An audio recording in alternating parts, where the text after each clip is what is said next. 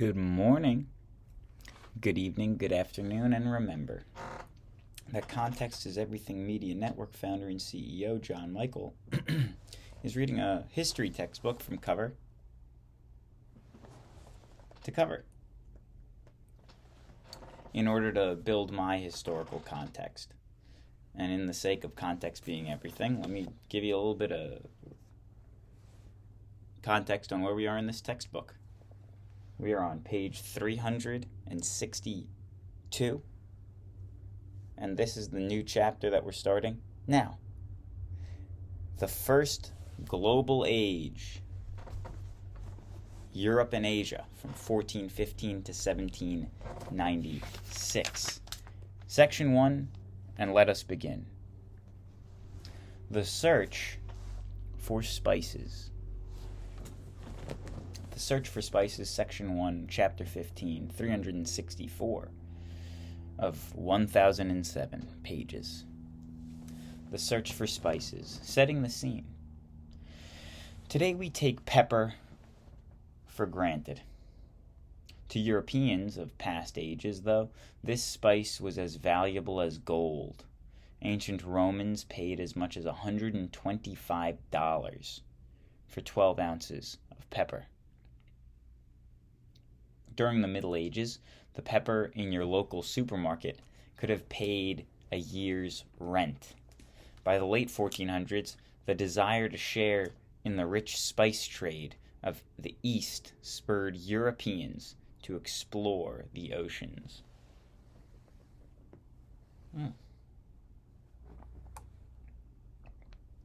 Nice. Member's mark. Europeans explore the sea. Europeans had traded with Asia long before the Renaissance. The Crusades introduced Europeans to many luxury goods from Asia.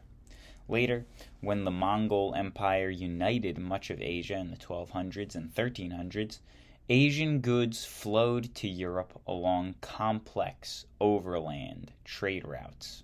The Black Death and the breakup of the Mongol Empire disrupted trade. By the 1400s, though, Europe was recovering from the plague. As its population grew, so did the demand for trade goods. The most valuable items were spices such as cinnamon, cloves, nutmeg, and pepper.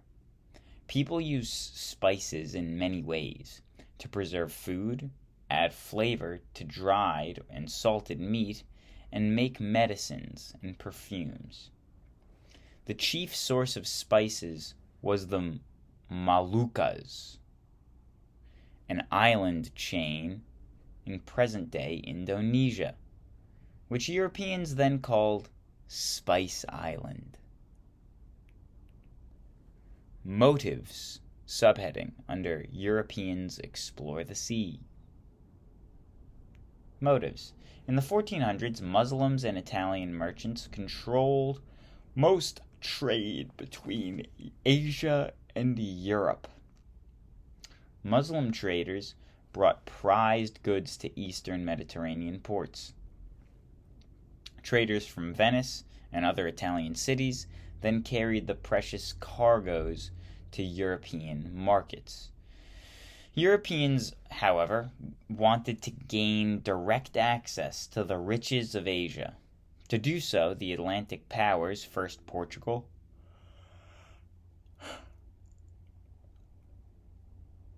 then Spain, sought a route to Asia that bypassed the Mediterranean. The desire for wealth was not the only motive that lured people to the sea. Some voyagers were still fired by the centuries-old desire to crusade against Muslims. The Renaissance spirit of inquiry further fired people's desire to learn more about the land beyond Europe. Improved technology. Several improvements in technology helped Europeans conquer the vast oceans of the world. Cartographers, or map makers, created more accurate maps and sea charts European sailors also learned to use the astrolabe, an instrument developed by ancient Greeks to perfected by the Arabs to determine the latitude at sea.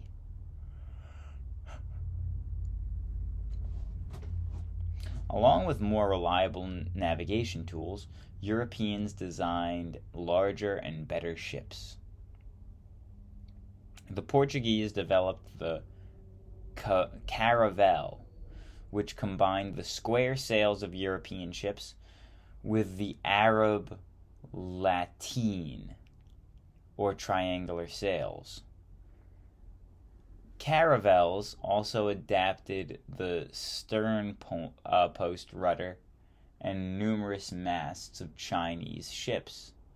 The new rigging made it easier to sail across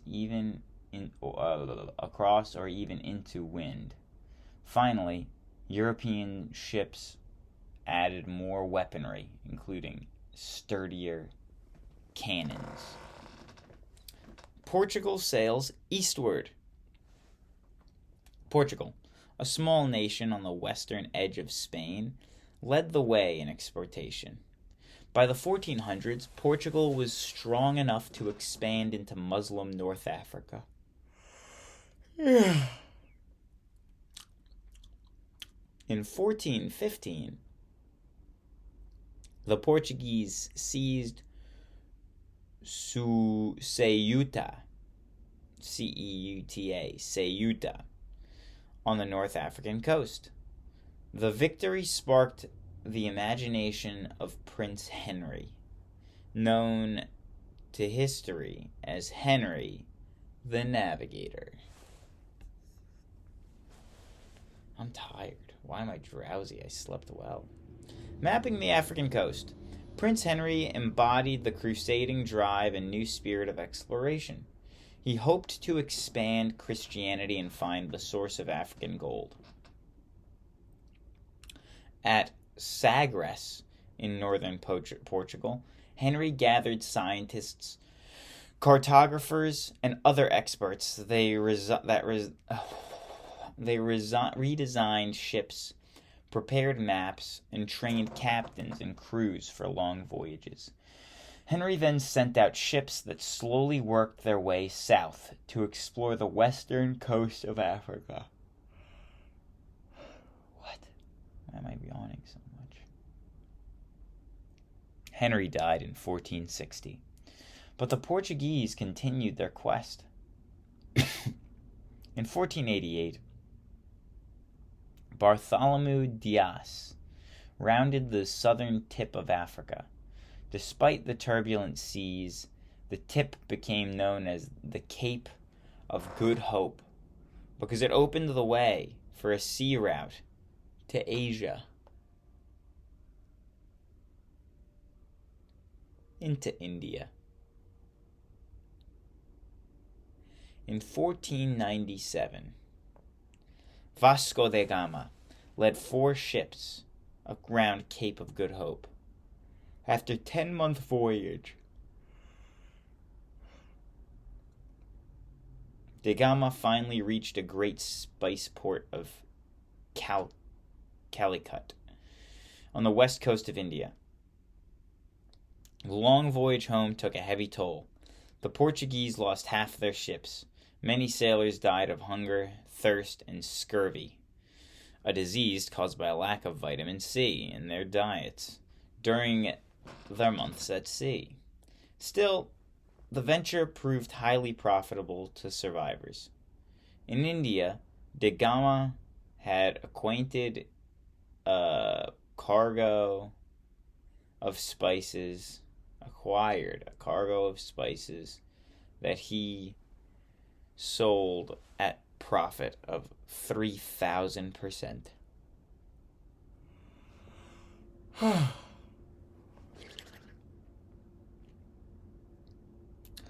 Columbus sails west.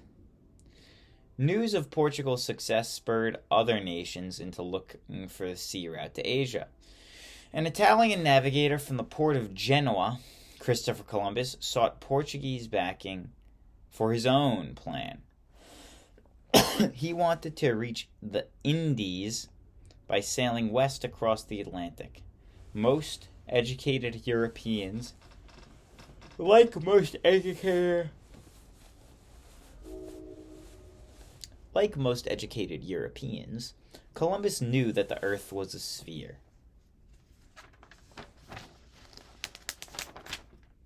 Sailing west, he reasoned, would bring the ship to Eastern Asia. His plan made sense, but Columbus made two errors. First, he greatly underestimated the size of the Earth. Second, he had no idea that two continents lay in his path. He had no idea.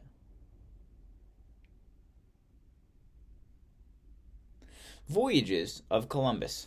After Portugal refused to help him, Columbus persuaded Ferdinand and Isabella of Spain to finance his enterprise of the Indies. In 1492, the Catholic rulers had driven out Muslims from their last stronghold in Spain. To strengthen their power, they sought new sources of wealth. Queen Isabella was also anxious to spread Christianity in Asia. On August 3rd, 1492, the Catholic rulers had driven out Muslims from... Okay. What? To strengthen their power, they sought the new source of wealth. Okay. Although the expansion encountered good weather and favorable winds,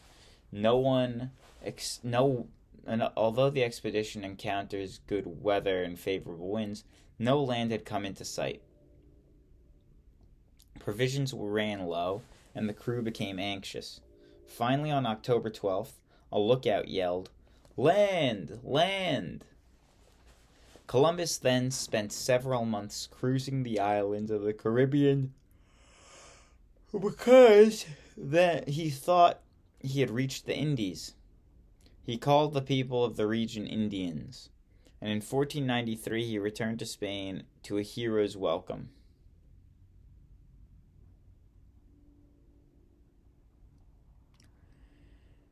In the three later voyages, Columbus remained convinced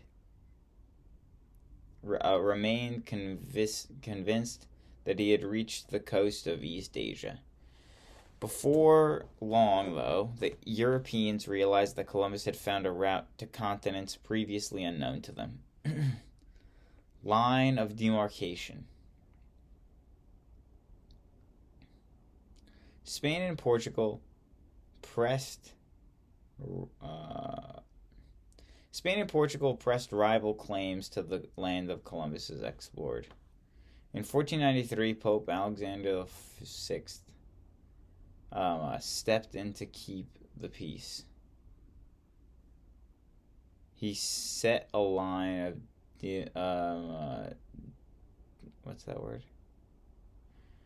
He set a line of demarcation, dividing the non-European world into two zones. Spain had trading and exploration rights to the land to the west of the line. Portugal had some rights to east of the line.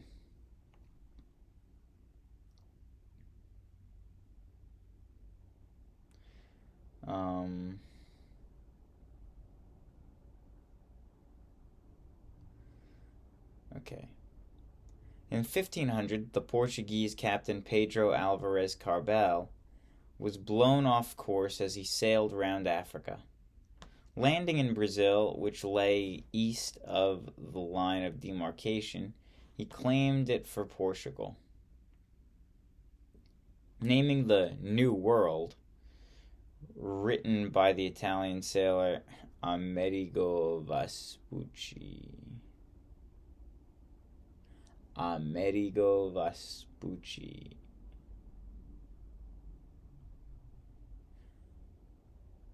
naming the New World.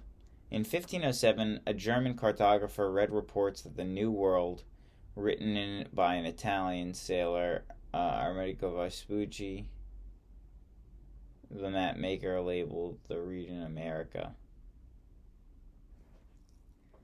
The islands Columbus had explored in the Caribbean became known as the West Indies. The search continues. Europeans continued to seek new routes around through Americas. In 1513, the Spanish adventurer Vasco Núñez de Balboa, with the help of Native Americans, hacked a passage through the tropical forests of Panama.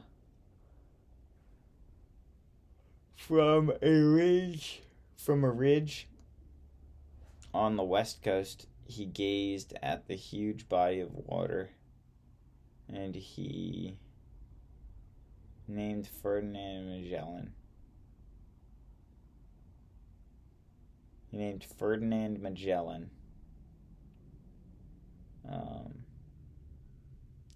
This is an interesting reading because I'm legitimately drowsy. On September 20th, 1519, a minor Portuguese noble named Ferdinand Magellan set out from Spain with 5 ships. His crew included men from Europe, Africa, and South Asia. Perils at sea. As the ships sailed south and west through storms and calms of tropical heat, Magellan had to put down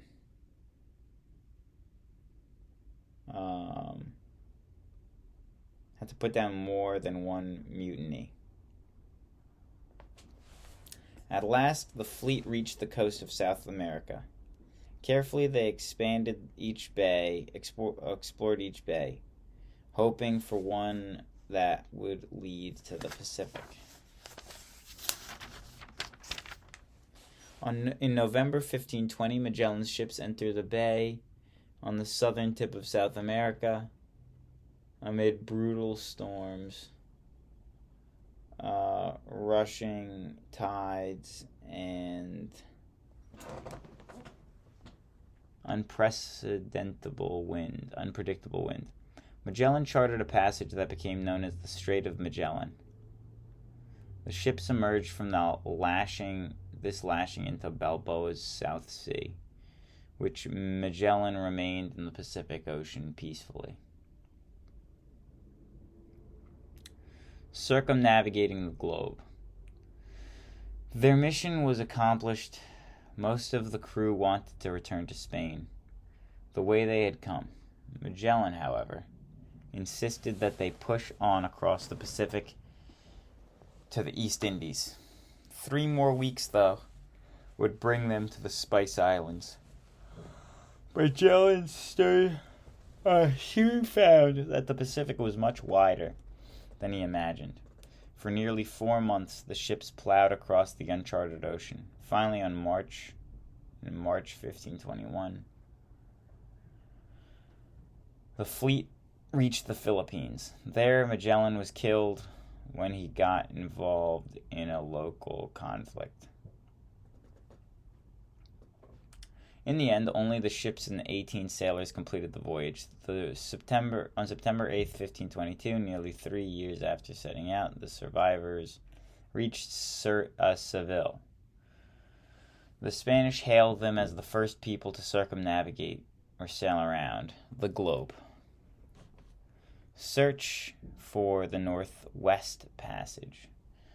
I believe that never more will any man undertake or make such a voyage, predicted Antonio Pigafetta.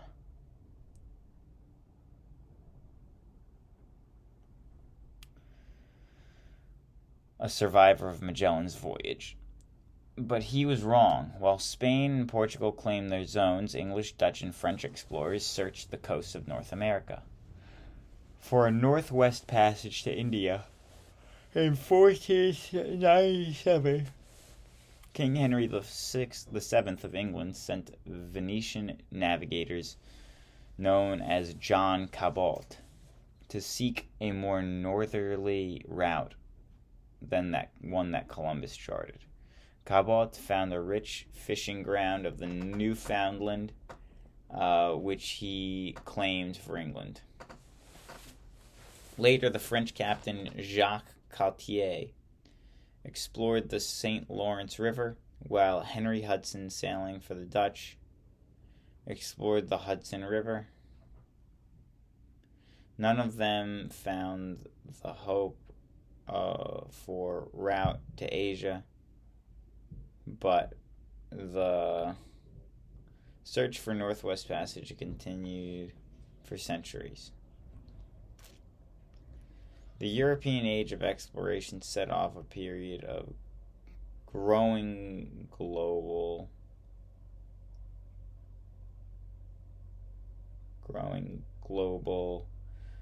independence that continues today.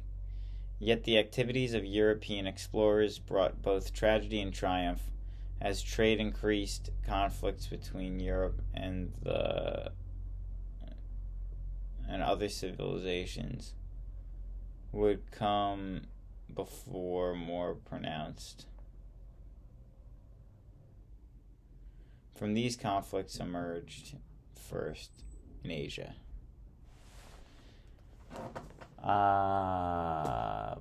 Thank you for bearing with me if you made it through that one. I am a little bit drowsy.